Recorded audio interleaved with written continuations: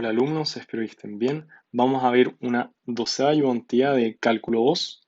Ya estamos llegando a la parte final del curso en la que vamos a revisar los temas de operadores diferenciales, que es una herramienta que vamos a utilizar para los últimos teoremas, que son de Gauss y de Stokes. Entonces tenemos que ver primero qué son los operadores diferenciales. Y en palabras simples, un operador diferencial es una operación matemática que toma una función y devuelve otra y hace trabajar a esa función en base a las derivadas que ya hemos estado viendo. Por ejemplo, un operador diferencial que ya hemos visto mucho es el operador nabla, que es este triangulito dado vuelta que todos hemos visto que se ocupa para calcular el gradiente. ¿El gradiente de qué cosa? De campos escalares, ¿cierto?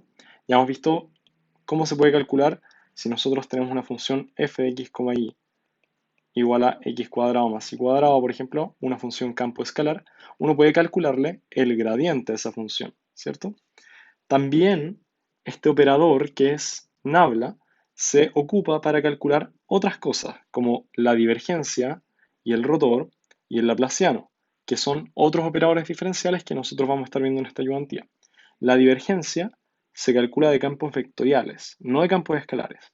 El rotor también se calcula de campos vectoriales y el laplaciano, que es otro operador diferencial, que en esta ayudantía no vamos a tocar, se puede calcular tanto de campos vectoriales como de campos escalares. Así que repasemos un poco cómo era Nabla. Nabla, al final, por ejemplo, en el caso de coordenadas cartesianas tridimensionales, vamos a considerar tres coordenadas, ¿cierto? X, Y Z. Entonces vamos a considerar un vector de tres componentes que son la derivada parcial con respecto a X, la derivada parcial con respecto a Y y la derivada parcial con respecto a Z. Y acá hay varias formas de cómo se puede escribir, pero es exactamente lo mismo. Otro operador diferencial que vamos a estar viendo es la divergencia. Y la divergencia no es nada más que el producto punto entre nabla y un campo vectorial. Entonces tenemos nabla, que es este vector, tenemos un campo vectorial que puede ser cualquier campo que tenga, por ejemplo, tres funciones o tres componentes, por ejemplo. Si nosotros consideramos las variables x y z, ¿cierto?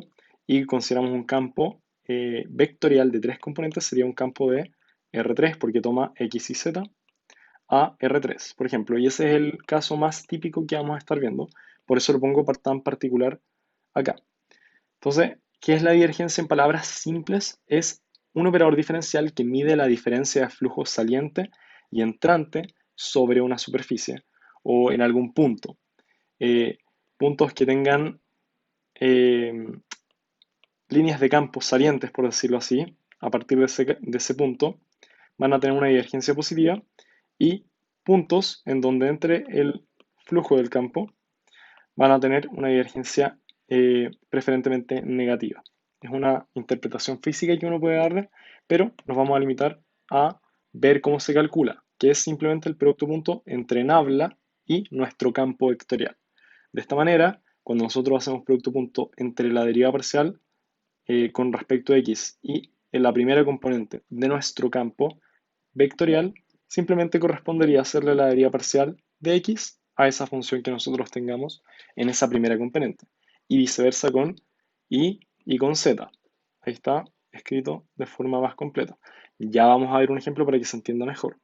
Y por último, el rotor, que es un operador diferencial que muestra la tendencia de un campo a inducir rotación en algún punto.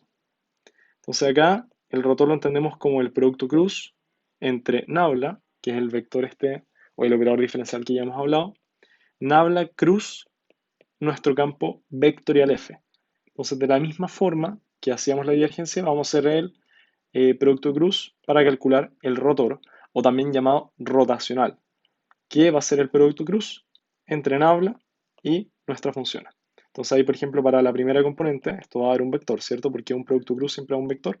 Primera componente, tomamos el itongo y hacemos eh, determinante en este lado de acá. Y el determinante va a ser la derivada parcial de y o la derivada parcial de f3 con respecto a y menos la derivada parcial de f2 con respecto a z.